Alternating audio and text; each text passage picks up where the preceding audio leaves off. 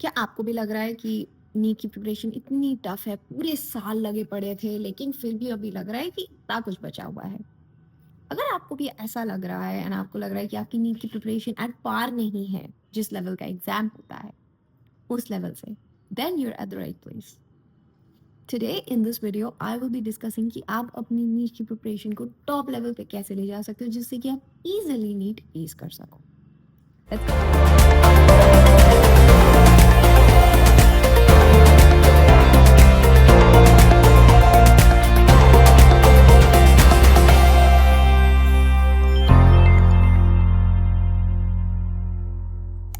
Hello everyone, I am Dr. Shruti Bhattacharya and today I will be discussing कि आप अपनी NEET की preparation को कैसे बहुत ही easily टॉप लेवल पे ले जा सकते हो।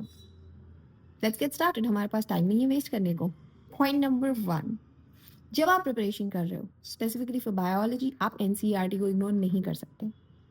इनफैक्ट आपको एनसीईआरटी को डिकोड करना सीखना पड़ेगा कि एनसीईआरटी से ज़्यादा इंफॉर्मेशन आप कैसे निकाल सकते हो। एक एक लाइन पढ़ो, एक एक कॉन्सेप्ट समझो, बिकॉज नीट के लिए 80% ऑफ द कोर्स जो है वो आपके एनसीईआरटी से ही आएगा। So learn to decode NCERT, learn to make flow chart. और आपके अगर बायोलॉजी के इतने बुक्स हैं तो flow chart, text, revision material और पॉइंट्स बना बना के इतने सारे को इतना कर लो, सो दैट लास्ट डे पे जब आपको रिवाइज करना हो ना, तो आपको इतना ओवरवेलमिंग नहीं लगे कि ये इस बुक में है, वो उस बुक में है, कैसे करेंगे। Now for physics and chemistry आपको रेफरेंस बुक का थोड़ा हेल्प लेना पड़ेगा। फिजिक्स के लिए आप फिजिक्स एंड केमिस्ट्री के लिए फिजिक्स के लिए आप ओपी एच सी वर्मा यूज़ कर सकते हो, केमिस्ट्री के लिए आप ओपी टंडन यूज़ कर सकते हो। These books are amazing and इस पे फिजिक्स एंड केमिस्ट्री के केस में ना आपको कॉन्सेप्ट्स पे बहुत फोकस करना पड़ेगा। Conceptual clarity, numerical problem solving, these two are the critical key points when it comes to acing physics and chemistry. अब से बायोलॉजी के भरोसे तो एग्जाम क्वालिफाई नहीं होगा ना, फिजिक्स एंड केमिस्ट्री पे तो फोकस करना है। तो इन चीज़ों पे आप फोकस करो जब आप फिजिक्स एंड केमिस्ट्री का प्रिपरेशन कर रहे हो। Point number 2, create a study plan. Without prior planning NEET crack होना डिफिकल्ट है। मैं ये नहीं कहूँगी कि इम्पॉसिबल है, बट डिफिकल्ट है। तो एक स्टडी प्लान बनाओ। आप एक महीने का, अगर आप पहले एक महीने, अगर आप इतने ऑर्गेनाइज्ड हो कि आप एक महीने का प्लान बना के उसको फॉलो कर सकते हो, तो एक महीने का बनाओ। एक महीने का नहीं पॉसिबल है तो वीकली कम से कम बना लो। वीक में डिसाइड कर लो कि कौन से दिन आप कौन से चैप्टर टैकल करोगे, किस सब्जेक्ट में, एंड वो वीकली टाइम टेबल आपको एवरी डे फॉलो करना है। And at the end of the week जो भी आपके टाइम टेबल में था वो सारे पॉइंट्स कवर हो जाने चाहिए। That should be your aim. Mornings आप रखो थ्योरी के लिए, आफ्टरनून आप रखो प्रॉब्लम सॉल्विंग प्रैक्टिस के लिए, एंड फाइनली इवनिंग आप रखो रिविजन के लिए। जब आप अपना वीकली टाइम टेबल बनाओगे तो ये फैक्टर आपको ध्यान में रखना पड़ेगा।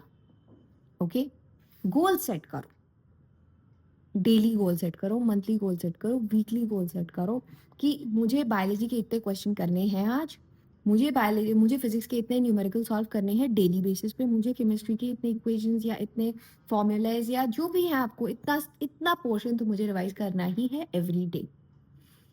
सी, small steps are the ones that will give you huge results at the end, but if you don't take that small step, कोई हेल्प नहीं कर सकता आपकी।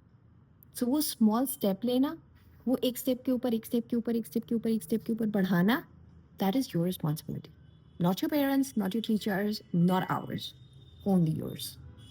Now point number 3 and the critical most point, जो शायद सब ने आपको बोल के रखा है, which is practice practice practice. See, there is no other option except for practicing, and practice का कोई अदर ऑल्टरनेटिव भी नहीं। आप practice is everything. You can solve previous year question papers, निकलवाओ, solve करो, सब कुछ ऑनलाइन है। आप ये एक्सक्यूज नहीं दे सकते कि मुझे मिल नहीं रहा था। जब आप प्रीवियस ईयर्स के क्वेश्चन पेपर सॉल्व करते हो, आपको पता है कि आपकी अंडरस्टैंडिंग किस लेवल पे है, आपको कितना डिफिकल्ट लग रहा है पेपर, आपके कॉन्सेप्ट्स कितने क्लियर हैं इन नीट के पेपर सॉल्व करने के लिए। एंड जब आप सॉल्व करोगे तो हमेशा अपना 3 घंटे का टाइमर ऑन रखना। Tell your family that I'm going to solve a paper now. Please do not disturb me. And I'm pretty sure कि आपकी फैमिली वाले भी समझेंगे। उनके लिए भी आपका सपना, आपका एम्बिशन बहुत इंपॉर्टेंट है। तो आप अगर उनको बोल दोगे कि मुझे 3 घंटे चाहिए सो दैट मैं ये पेपर आराम से सॉल्व कर पाऊँ, आप प्रीटी श्योर कि वो आपको पूरा दिन ही डिस्टर्ब नहीं करेंगे। तो पेपर सॉल्व करो, हर वीक मॉक टेस्ट लो, focus on your weak areas, consistent performance, and हर वीक जब आप क्वेश्चन सॉल्व करो, जब आप मॉक टेस्ट दे रहे हो, this is for after your complete syllabus is complete. Once you gone through the entire syllabus, जब आप मॉक टेस्ट दे रहे हो तो हर वीक पर वीक जब आप मॉक टेस्ट दे रहे हो तो आपका परफॉर्मेंस इंप्रूव होना चाहिए, even if it's improving by 1%, but there has to be an improvement. अगर नहीं हो रहा है तो आप फोकस करो कि कहाँ पे गलती हो रही है, क्या आपको इम्प्रूव करना है। Focus on studying smart, not hard. Okay, because hard work तो नेसेसरी है, बट अगर आप स्मार्ट वर्क नहीं करोगे तो वो हार्ड वर्क का भी कोई फायदा नहीं है। Point number 4, time management. एक तो टाइम मैनेजमेंट इंपॉर्टेंट है कि आप जब स्टडी हॉल में होगे, जब आप एग्जामिनेशन हॉल में होगे, तो आप कैसे इतने सारे क्वेश्चंस 3 घंटे में टैकल करोगे। जब आप मॉक टेस्ट देते हो, that prepares you, that to an extent prepares you for time management, but apart from handling questions in the exam, उसके अलावा भी कुछ कुछ जगह आपको टाइम मैनेजमेंट एसेंशियल है, जैसे डेली रूटीन्स के लिए कितना टाइम आपको किस रूटीन को देना है जिससे कि आप मैक्सिमम टाइम रख सको पढ़ने के लिए, ये क्रिटिकल है। आप पोमोडोरो टेक्निक्स यूज कर सकते हो, which is like you set a timer for 25 minutes, आप 25 मिनट्स तक पढ़ाई करो, फिर 5 मिनट्स का ब्रेक लो। लाइक दिस, जब आप 4 साइकिल्स ऑफ 25 मिनट्स कर लेते हो, फिर आप जाके एक 10 मिनट्स का ब्रेक लेते हो। इससे क्या होता है कि इससे आपको बर्नआउट नहीं होता है, आपको ऐसा नहीं लगता अरे इतना थक गया, अब तो दिमाग ही नहीं चल रहा। वो वाला सीन पोमोडोरो टेक्निक से आप अवॉइड कर सकते हो, and this way you can maximize your learning time, you can maximize the time that you are giving to each of your subjects। तो ये मत सोचो कि अरे 5 5 5 5 मिनट करके तो मेरे 20 मिनट ऐसे ही चले गए, ये टाइम तो मुझे यूज कर लेना चाहिए था पढ़ाई में। एक बात हमेशा याद रखना, जब आप रेस्ट लेते हो ना, आपका ब्रेन फिर भी काम करता है, आपके न्यूरॉन्स तब भी फायर करते हैं, और जो इन्फॉर्मेशन आपने पहले स्टोर करने की कोशिश की थी, जब आप ब्रेक लेते हो वो इन्फॉर्मेशन एक्चुअली स्टोर उस टाइम पे होती है, ब्रेक के टाइम। हाँ, इसका मतलब ये भी नहीं कि आप पूरे दिन का ब्रेक ले लो कि मैंने इतना पढ़ा कल, आज मैं पूरे दिन का ब्रेक लूंगा, इन्फॉर्मेशन स्टोर हो। It doesn't work like that. 5 minutes break is more than enough, आपका ब्रेन इतना प्रेशर तो हैंडल कर ही लेगा। So use your time wisely, and even जब आप एग्जाम दे रहे हो तब भी आपको बहुत वाइजली अपने टाइम को डिवाइड करना पड़ेगा। फर्स्ट 45 मिनट्स आप बायोलॉजी के लिए रख लो, बायोलॉजी की सारा सेक्शन, बायोलॉजी का पूरा सेक्शन आप खत्म कर लो फर्स्ट 45 मिनट्स में। Then in the next 50 minutes you keep it for chemistry, and the last जो 55 मिनट्स बचेंगे वो आप फिजिक्स के लिए रखो। अगर आपको कोई क्वेश्चन टफ लग रहा है, छोड़ दो उसको उस मोमेंट के लिए, you can come back to it later, you can circle back to it once you completed all the other questions, but उसी क्वेश्चन पे स्टक रह के बाकी क्वेश्चंस को छोड़ देना, दैट्स फूलिशनेस, राइट? इतना तो समझाना नहीं पड़ेगा। Now point number 5, focus on staying healthy. If you don't eat right, it will have a negative impact on your brain. So, eating right का क्या मतलब है? Eating right का मतलब है, हाँ, obviously avoid junk food, avoid staying up late, because सिर्फ eating right से काम नहीं होगा unless you're not getting proper 8 hours of sleep.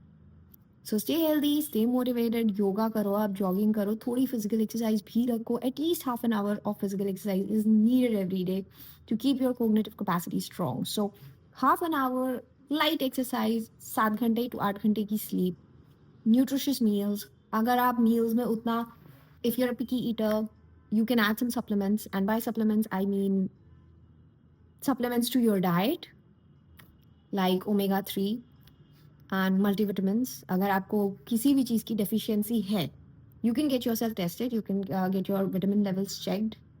A lot of people are deficient in vitamin D and vitamin B, so आप अपना level check कराओ। अगर आप डेफिशिएंट हो तो आप न्यूट्रिशियस खाना लो। अगर आपको न्यूट्रिशियस खाना उतना पसंद नहीं है तो आप सप्लीमेंट्स भी ऐड कर सकते हो, but focus on keeping your health on track, because जब हमारा हेल्थ डाउन होता है ना, तब अगर एंग्जाइटी हो तो उसके सिम्टम्स हाई होते हैं। अगर एंग्जाइटी हो तो पैनिक अटैक के चांसेस बढ़ जाते हैं। अगर आपको ऑलरेडी वीकनेस है, अगर आपको वीकनेस नहीं है, तो उस सिचुएशन में एंग्जाइटी अगर आती भी है, it won't rise to those levels, it's much easier to control. So eating, sleeping, light exercise. All right. Moving on to the next point, avoid silly mistakes. ये तो सबने बोला होगा, टीचर्स ने भी बोला होगा, पेरेंट्स ने भी बोला होगा, ऑब्वियसली सबने बोला होगा।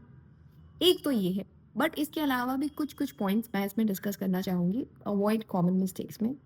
One of which is ignoring NCERT.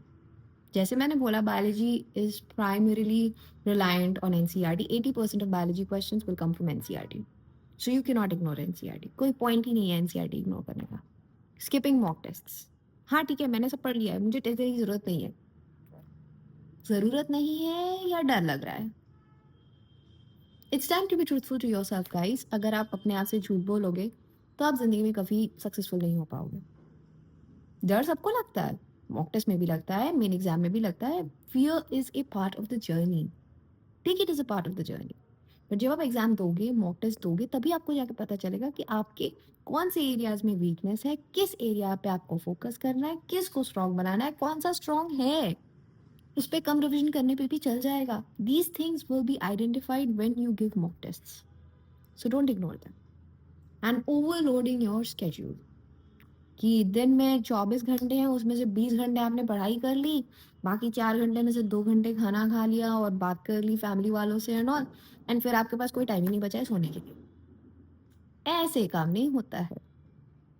And finally, neglecting your health and taking too much stress. आप बहुत ज़्यादा स्ट्रेस ले रहे हो, आपको लग रहा है कि oh my god I am getting so much done today, I am being so productive, but you are actually being counter productive. आप बहुत ज़्यादा प्रेशर लेके काम करोगे तो इवेंचुअली आप बर्नआउट हो जाओगे, एंड फिर आपको काम करने का मन ही नहीं करेगा।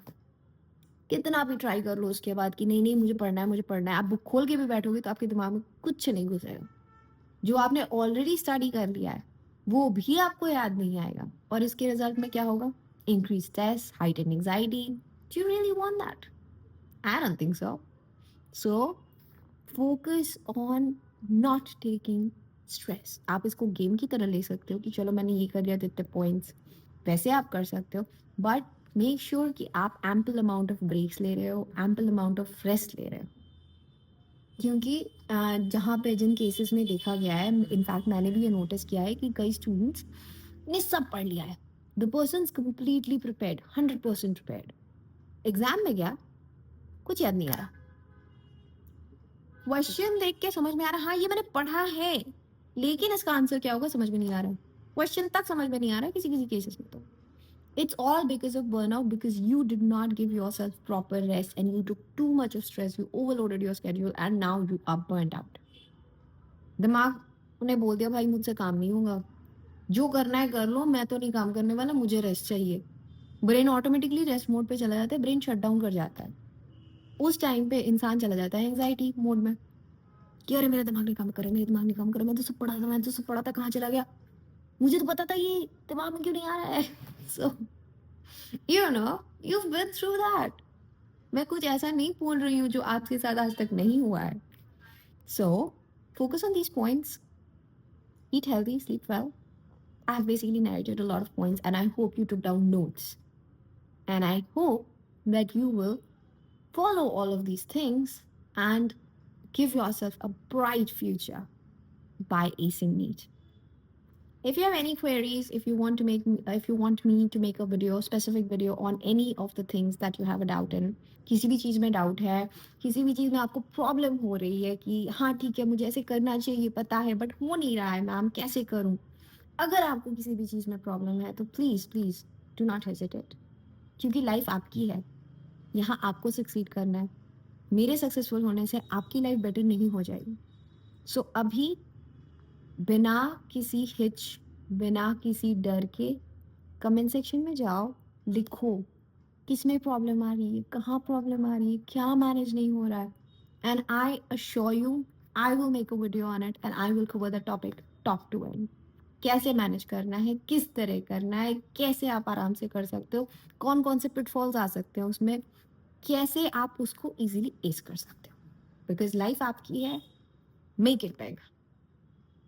And obviously, if I haven't already said this before, subscribe people. इतनी देर से आप वीडियो देख रहे हो, सब्सक्रिप्शन तब तक हो ही जाना चाहिए। Subscribe and like the video and I will see you guys in my next one. Take care, bye bye and all the best.